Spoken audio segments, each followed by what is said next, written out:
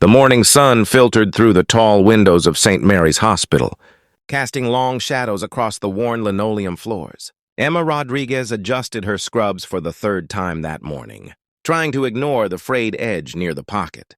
They were old, but they were clean, and that was what mattered. She had been working as a nurse for 2 years now, ever since she graduated from community college. The student loans still weighed heavy on her mind each month, but she loved her work. There was something peaceful about helping people, about being there when someone needed a gentle hand or a kind word. Emma walked slowly down the hallway, her soft-soled shoes making almost no sound. It was her lunch break, and she had exactly 30 minutes to grab something from the cafeteria and maybe sit down for a moment. Her feet ached.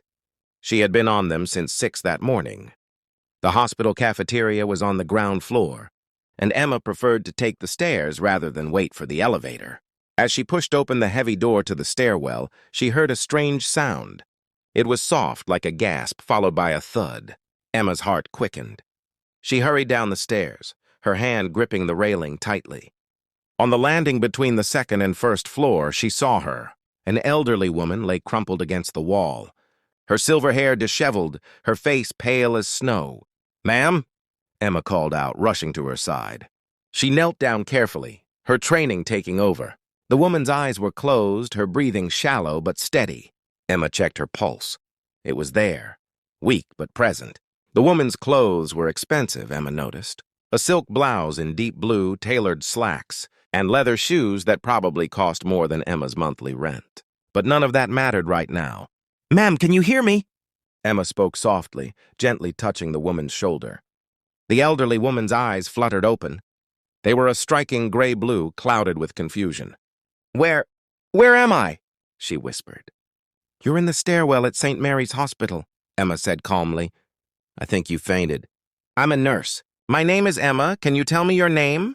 "Margaret," the woman said, her voice barely audible. "Margaret Chen." Emma reached for her phone to call for help.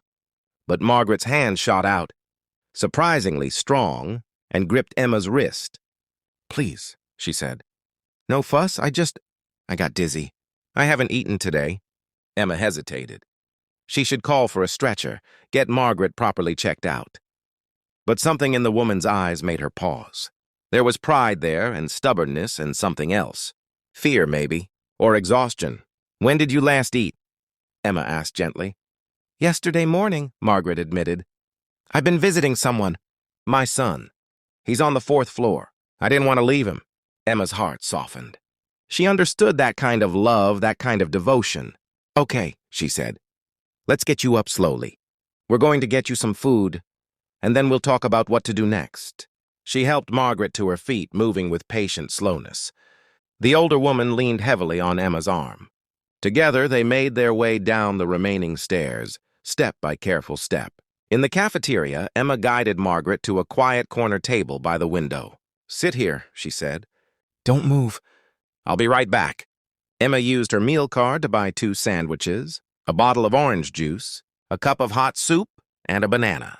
It was more than she usually bought for herself, and she knew she'd have to skip dinner to make up for it, but that was okay. She brought the food back to Margaret and sat down across from her. "Eat slowly," she instructed. "Your blood sugar is probably very low." Margaret picked up the sandwich with trembling hands and took a small bite. Then another. Color slowly began to return to her cheeks. Emma watched carefully, relieved to see the improvement. "Thank you," Margaret said after a few minutes. "You didn't have to do this." "Yes, I did," Emma said simply. "It's my job to help people. And besides, it's the right thing to do." They sat in comfortable silence for a while.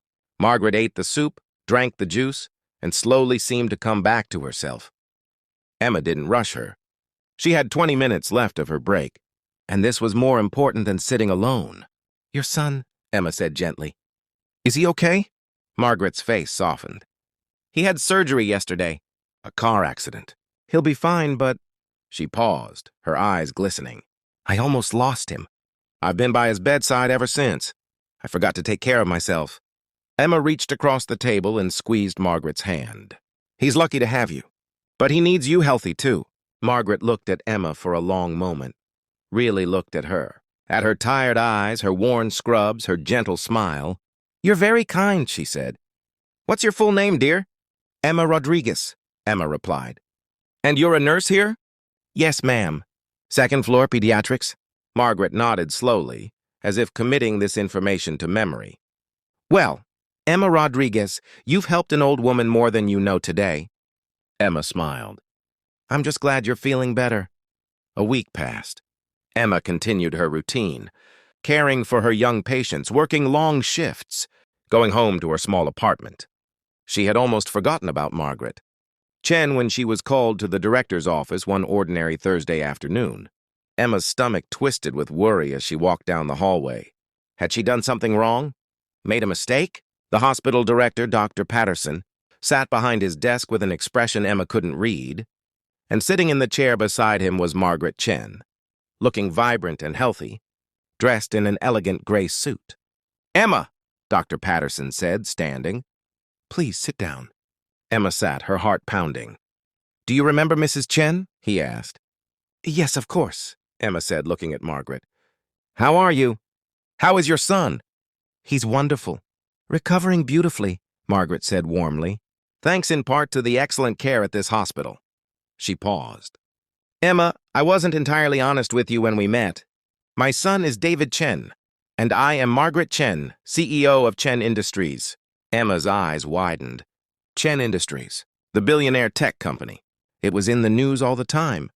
"I wanted to find you to say thank you properly," Margaret continued. "You helped me when I needed it most." Expecting nothing in return, Dr. Patterson tells me you're one of their best nurses, despite being one of their youngest. Emma felt her cheeks flush. "I was just doing what anyone would do." "No," Margaret said firmly but kindly. "You did what a truly good person does, and that deserves recognition." She glanced at Dr. Patterson. "Emma, we'd like to offer you a full scholarship to complete your nursing degree at any university you choose. And Chen Industries would like to fund a new wing for pediatric care here at St. Mary's, in honor of nurses like you who give everything to help others." Emma couldn't speak. Tears filled her eyes. "You saw a person who needed help," Margaret said softly. "Not a stranger. Not someone who might benefit you. Just another human being. That's rare, Emma, that's precious." Emma wiped her eyes and smiled. "Thank you," she whispered. "But honestly, I'd do it again in a heartbeat. That's what caring is all about." Margaret reached across and took Emma's hand, just as Emma had done for her a week ago. "I know you would," she said. "And that's exactly why you deserve this." Outside the window, the afternoon sun painted the hospital in golden light. Emma thought about kindness, about the unexpected ways our lives can change, about how a simple act of compassion can ripple outward in ways we never imagine. She had helped someone because it was right, and in doing so, she had changed not just her own life, but the lives of countless children who would be cared for in that new hospital wing for years to come. Sometimes, Emma thought, the smallest gestures create the biggest miracles.